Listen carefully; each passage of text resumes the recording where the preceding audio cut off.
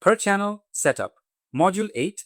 So we are going to walk the first class channel roster, then the bundled plugin channels, then come back to the specifics. This first lesson, the roster itself, just the names. OpenClaw ships first class support for these channels. Discord, Google Chat, iMessage. And note, iMessage has both a legacy native path and a newer Blue Bubbles path. We touch both later.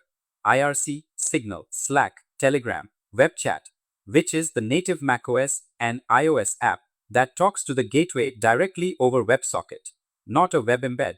Different concept entirely, worth being clear on that. WhatsApp, that is the first class roster. Each one has a dedicated guide with the full configuration schema. We will get to those one at a time. Then there are bundled plugin channels. These ship with normal OpenClaw releases as plugins. They are loaded on demand. Here they are. Blue Bubbles, the newer iMessage path.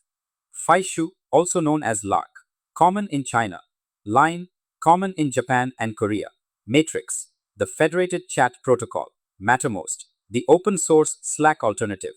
Microsoft Teams, note, the configuration path uses M's Teams, not Teams, worth knowing if you go searching.